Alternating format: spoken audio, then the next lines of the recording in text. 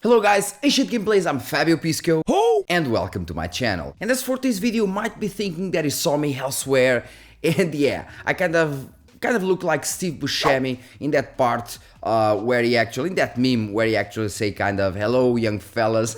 Today I bring you a GPU comparison focusing mostly on the RTX 5060 Ti, thanks Nvidia for sending the card, and the RX 9060 XT, so thanks AMD for sending the card. And thanks to GVG Mall as well for sponsoring the video that you're about to see.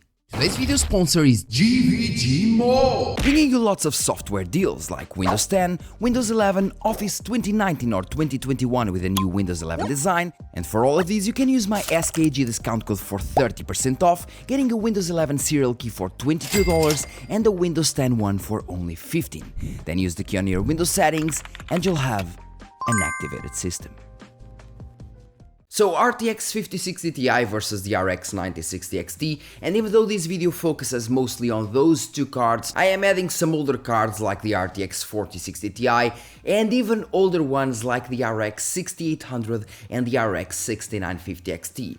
Especially since in the previous video that I made with a review of the 9060 XT, I had the cards like the Intel Arc B580, the RX 7600 XT, the RX 7700 XT, so in this video I'm focusing mostly on the older cards again, like the 4060 Ti and the 6800 and 6950 XT for people that have those cards and are looking for an upgrade, or in some cases, kind of a side grade. And one of the most important things when we talk about a product, a specific product, is the price. That will influence most people's decisions. In USA, we currently have the RTX 5060 Ti being sold at MSRP, costing around $429, with the RX 9060 XT having a lower MSRP of $349, but being usually sold most times at least $20 above, at around $369, so $60 cheaper than the 5060 Ti. And if you live in Europe, you most likely can get the RTX 5060 Ti for around 440 euros, which is a decent deal considering the MSRP, taxes and so on, and the RX 9060 XT for around 360 euros, which is 80 euros less than the 5060 Ti. And that actually makes sense since the 9060 XT is kind of in between the 5060 and 5060 Ti when it comes to performance. Now, a lot of people get Nvidia cards due to features, especially when we're talking about the LSS. But now that the new cards, the RX 9000 series, bring FSR4 as well, and we all know it is very good, especially for the first integrations, and on top of that you also have more ROCm support for productivity users and so on, which card should you get? The cheaper 9060 XT or the more expensive 5060 Ti? Let's see.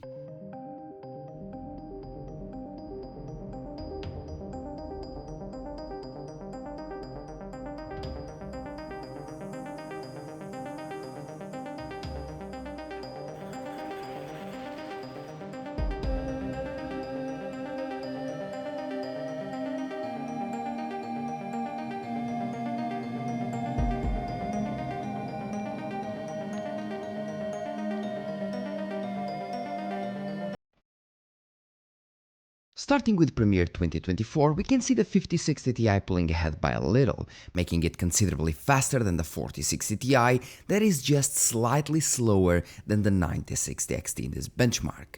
I guess I'll try to bring some DaVinci Resolve benchmarks next time.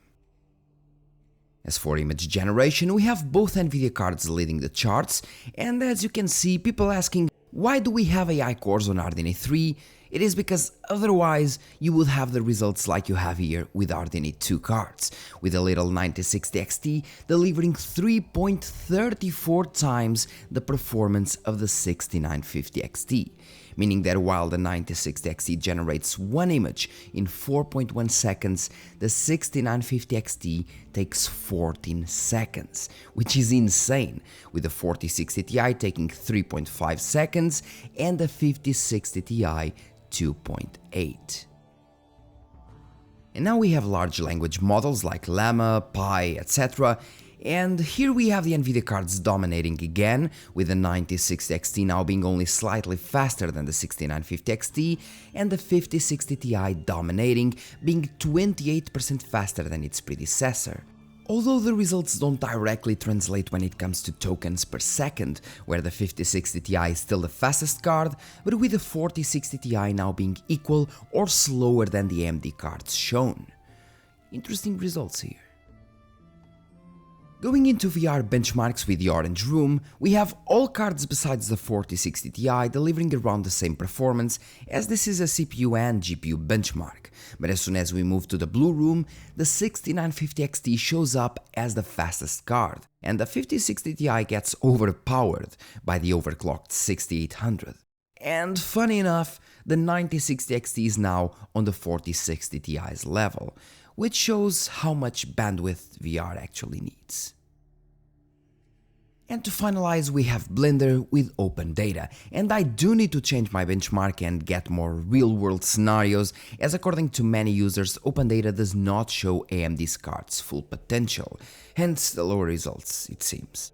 Still, if the data is true, the Nvidia cards are way faster than the AMD ones when using Blender. But well, let's now move to the gaming benchmarks.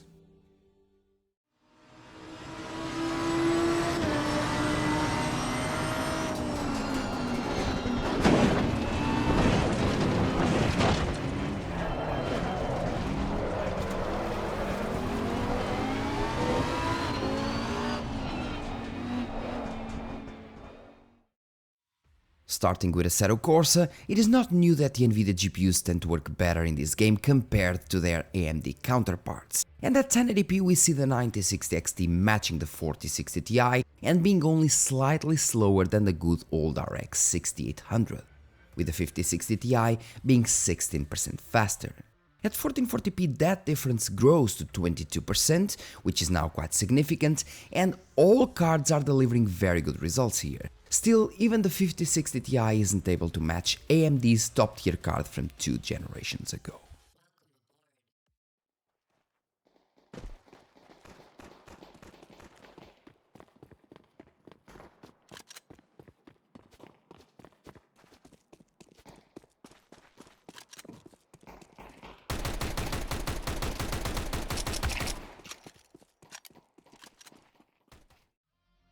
As for Counter-Strike 2, it uses the Source 2 engine, which likes bandwidth a lot, and that's one of the reasons why RDNA 4 GPUs don't perform that well in this game, especially at higher resolutions, with the old 6800 being slightly faster than the 5060 Ti and 24% faster than the 9060 XT. That is the slower card here.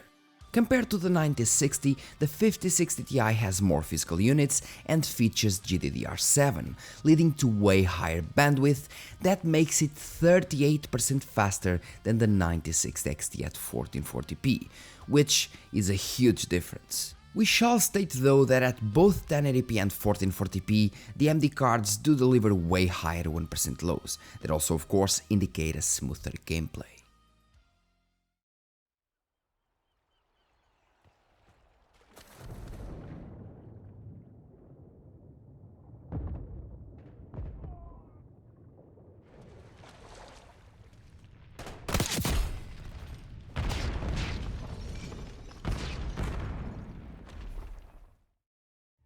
And as we move into Call of Duty Black Ops 6, we finally see the 9060 XT shining, being now slightly faster than the old 6800 that has almost double the computer units and 17% faster than the 5060 Ti, that in this game, at 1080p, is barely faster than its predecessor.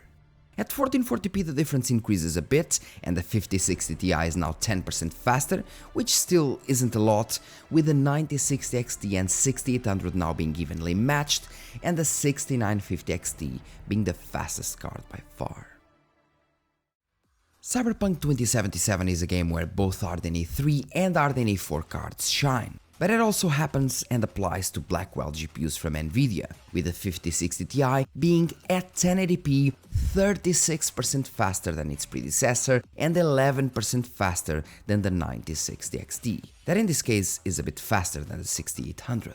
And I thought that things would change a bit at 1440p, but they didn't, with the 5060 Ti being now a whopping 50% faster than the 4060 Ti and 11% faster than the 9060 XT. Very interesting results here. Hogwarts Legacy is another game that is a huge fan of raw power, but it doesn't seem to need a lot of bandwidth, at least at 1080p, where the 9060 is matching the 5060 Ti's performance, while delivering much higher 1% lows, indicating a much smoother gameplay. Even higher than the ones from the 6800, for example, that is also delivering higher average FPS. At 1440p things change, and more raw power and bandwidth are required, so the 5060 Ti is now 10% faster than the 9060 XT, but still slower than the old 6800 that is performing exceptionally well at 1440p Ultra. And while Microsoft Flight Simulator 2020 loves NVIDIA GPUs, the 2024 version seems to prefer the AMD ones. At 1080p, the 9060 XT is outperforming the 6800 and matching the 5060 Ti at stock versus stock, which is not bad at all.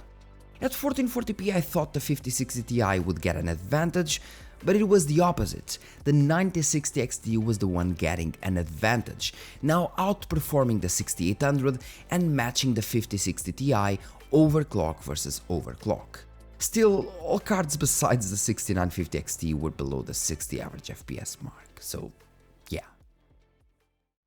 In Alan Wake 2 we have the AMD cards performing very well once again, with the 9060 XT being the second fastest card at 1080p, surpassing the 6800 and the 5060 Ti. At 1440p it is basically the same, with the 9060 XT still outmatching both cards and the 6950 XT being the only card getting close to 60 average FPS. Very nice results for the 9060 XT in this title. Black Myth Wukong, on the other hand, is a game that prefers NVIDIA GPUs, and that's why we see the 5060 Ti outmatching for the first time the 6950 XT by 2 FPS. The 9060 XT also performs quite well, of course, being slightly faster than the 4060 Ti and 15% faster than the 6800. At 1440p there are, well, some interesting results, like the fact that the 6800 lost performance when overclocked, and I even retested to see what was going on, and it was still the same. But now the 6800, 9060 XT and 4060 Ti are basically on par, with the 5060 Ti being very close to the 6950 XT. And even though Avatar Frontiers of Pandora has ray tracing constantly enabled, it also works very well with older GPUs, as long as they have enough raw power. And that's why we see the 6800 and 4060 Ti being evenly matched and outmatching the 9060 XT, with the 5060 Ti being 11% faster than the 9060 XT at 1080p. At 1440p that difference grows to 15%, mainly because the 5060 Ti overclocks quite well, with the 9060 XT still delivering almost the same exact FPS as the 4060 Ti. Starfield uses Bethesda's own engine, and while it started working better on AMD GPUs, it slowly got better and better for the green side. Still, it is a game that loves raw power, physical units, frequency, etc., and that's why we see all cards having around the same performance numbers. At 1080p, of course, besides the 6950 XT, that is at least 29% faster. At 1440p it is more of the same in terms of performance scaling, but I just want to add that both 1080p and 1440p, well, the 5060 Ti is slower than the 9060 XT stock versus stock, getting slightly faster once overclocked. As for S.T.A.L.K.E.R 2, we have the 5060 Ti performing very well, being at 1080p really close to the 6950 XT once overclocked, being also 21% faster than the 9060 XT, that in this case matches the 6800, but is also slower than the 4060 Ti. And at 1440p, well, I mean, it just makes it worse, with the 96 XT now losing to the 6800 as well, not even reaching 47 FPS, while the 5060 Ti delivers 59, being up to 26% faster. And like S.T.A.L.K.E.R 2, Kingdom Come Deliverance 2 also loves NVIDIA GPUs. After all, it uses CryEngine. At 1080p, the 5060 Ti is virtually on par with the 6950 XT once overclocked, and is 23% faster than the 9060 XT. And by the way, this game was retested as the performance had a substantial increase with some AMD cards. And at 1440p, the 6950 XT takes the lead, with the 9060 XT gaining kind of a little advantage over the 4060 Ti, but with the 5060 Ti still being 22% faster, which, if you want to know my opinion, is quite a lot. The Alters is another Unreal Engine 5 title, but now we see the 9060 XT managing to be faster than the 6800 once again, with the 5060 Ti being 10% faster than the 9060 XT and 41% faster than its predecessor. At 1440p, the 6800 does outmatch the 9060 XT that somehow lost performance with overclocking, and I did retest this more than once and the results were still the same. And well, here the 5060 Ti is 14% faster than the 9060 XT and 29% faster than the 4060 Ti. God of War Ragnarök uses another game engine that favors Nvidia cards and RDNA 4 over RDNA 3. I was even stuttering, even though this game was made for PS5 that used RDNA 2. At 1080p, the 9060 XT is 14% faster than the 6800 with almost half the computer units, which is a fairly good result to me, with all cards being able to achieve at least 70 average FPS, and with the 9060 XT now being 13% faster than the 6800. As for Silent Hill 2, well, the game is a mess in terms of optimization and will stutter no matter what you do. It's kind of those Unreal 5 engine stutters. What I found though is that it stutters less on Nvidia cards and also stutters less on the AMD RDNA 4 ones. I tested the RX 6000, 7000 and 9000 series, and while the 9000 series gave us, well, the usual stutters nobody can get away from, I've even been stuttering myself here, the stutters on the older generations were massive, making it almost unplayable unless you lock the FPS. And they didn't change at 1440p, where even though the 6800 and 9060 XT are evenly matched, the 9060 XT delivers much higher 1% lows.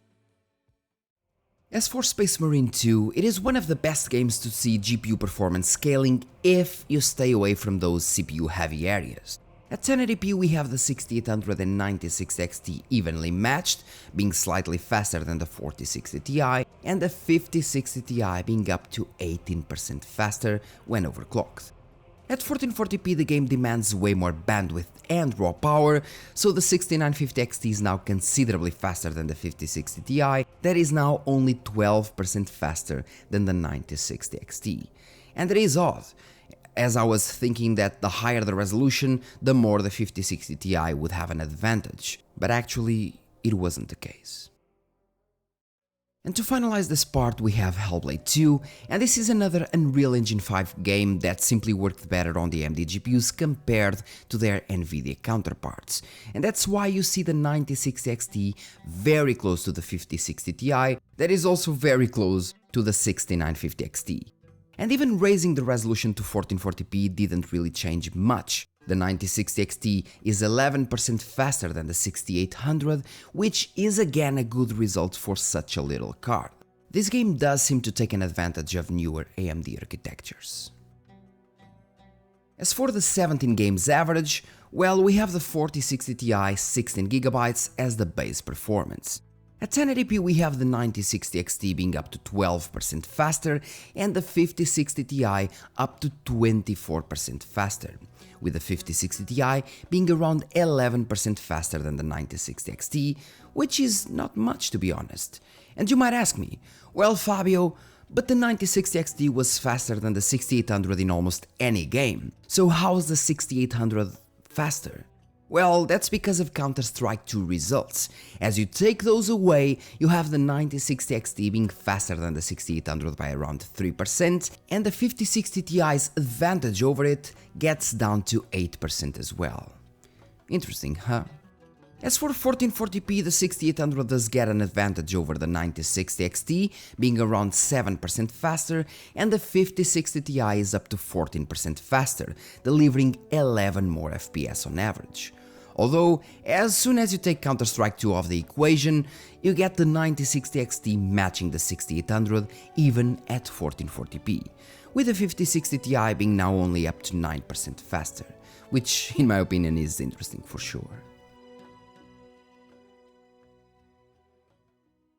So now you saw that rasterization, or mostly rasterization-wise, the RTX 5060 Ti is from 10 to 14% faster. But it also costs around $70 more across the board, so it is 10 to 14% faster, but again, costs $70 more. And there are a lot of people that don't really care about those extra frames, those 10 to 14% more frames, especially on these lower tier cards. And they actually prefer those $70 in order to get a new NVMe, to get more RAM, to get, well, whatever they need. But maybe the Nvidia card is considerably faster than the AMD one when it comes to, let's say, ray tracing. The thing is, with the 9000 series, AMD delivered a huge performance increase in terms of ray tracing and path tracing performance. So, is Nvidia still the king in ray tracing performance when it comes to this price bracket? Starting with Cyberpunk 2077, we have the rasterization results in colors and the ray tracing ones in grey.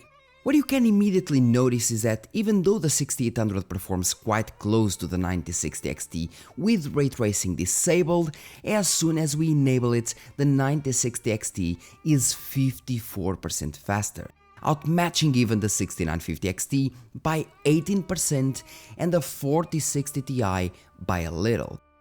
And at 1440p, even the 6950 XT, that is 21% faster in rasterization, gets outmatched by the 9060 XT, that is 9% faster with it, and 46% faster than the 6800. Huge uplifts here. As for Resident Evil 4, it is a very light ray tracing game, but it still leads to some interesting results. At 1080p, the 6950 XT, for example, is only able to deliver 79% of its rasterization performance when enabling ray tracing, and the same applies to the 6800. The 9060 XT, on the other hand, achieves or is still achieving 86% of the rasterization performance, I'm stuttering, sorry, even being a lower tier card. And the 5060 Ti is even better, achieving 91% of its rasterization performance. And at 1440p, the newer cards just perform even better. They lose basically no performance when enabling ray tracing, while the RX 6800 and 6950 XT take a big hit. In The Witcher 3 at 1080p we have different results, because even though this game is ray tracing heavy, it somehow still performs decently well on older GPUs, with a 6800 being really close to the 9060 XT in both rasterization and ray tracing, for example.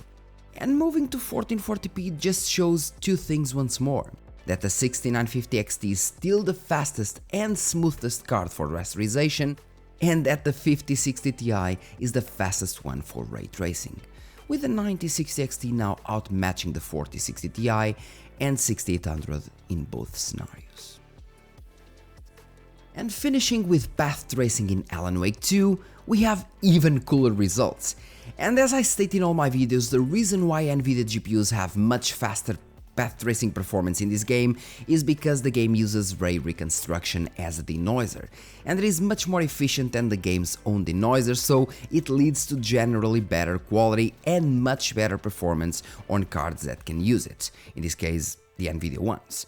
And that's why the 5060 Ti is still able to deliver 46 FPS with path tracing and DLSS, and even the 4060 Ti is delivering 40, while the 9060 XT, for example, is only pushing 33.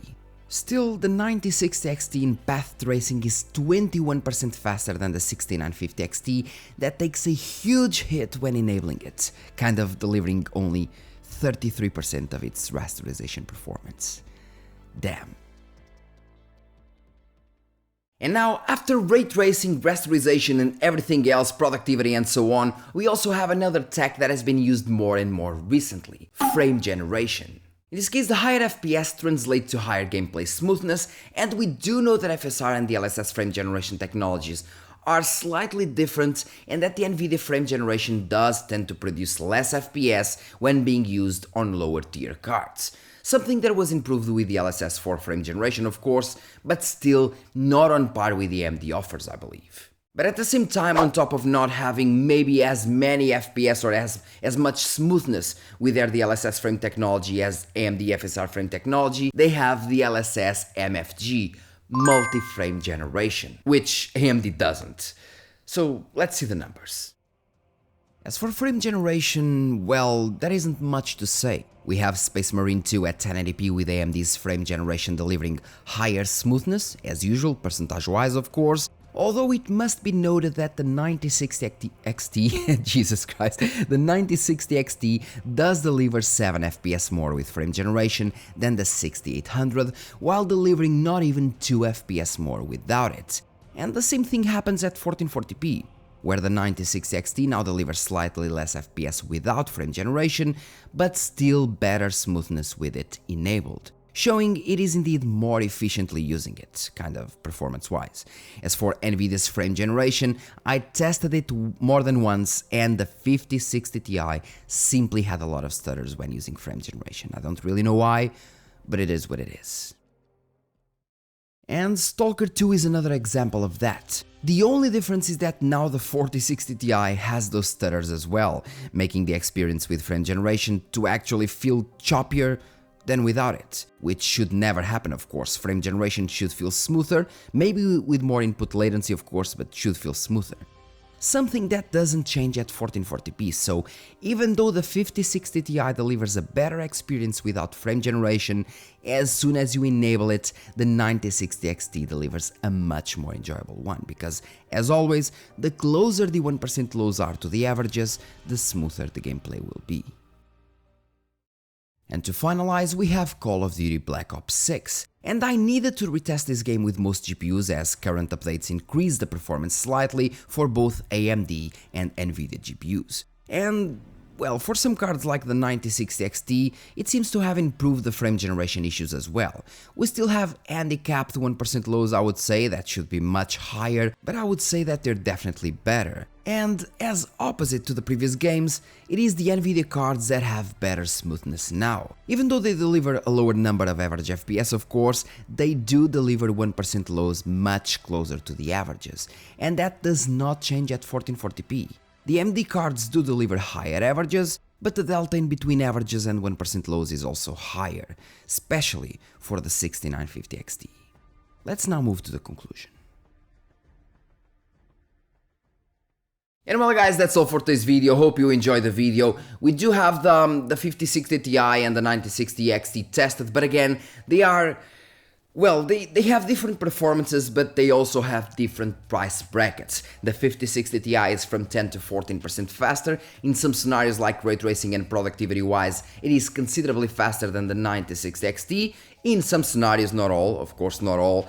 But at the same time it costs about $70 more. So it kind of depends on what you want. If you don't really care about the pricing or at least a small difference of $50, $70, then you go with the 5060 Ti. You still have the best upscaler, the LSS4 transformer is still the best upscaler even though FSR4 is very close.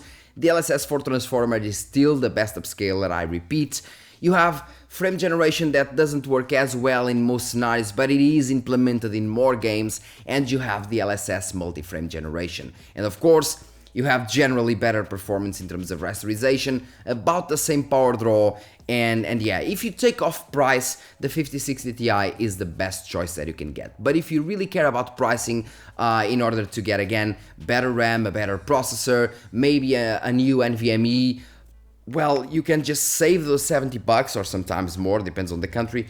You can save those $70 and you still have a very, very good choice. The 9060 XT still with 16GB VRAM, performing quite well in some games, in some of them actually matching the 5060 Ti, and I believe it will get better with driver support, the same for the 5060 Ti. You don't really have multi-frame generation, but AMD will release AMD FSR Redstone, which includes a new frame generation technique, according to them of course, with some kind of ray reconstruction called ray regeneration and so on. So yeah, it's kind of a waiting game. So if you want to spend a little less money and still have lots of features and have FSR 4 that again is very good and you can use it in games that don't support it with OptiScaler and so on, yeah, that's the way to go. But if you want something now and you don't really care about putting in another 70 or let's say $100, then the 5060 Ti is the way to go, because again, you have the LSS4 transformer, you have all the features like ray reconstruction and so on now, and you have multi-frame generation, even though in some games it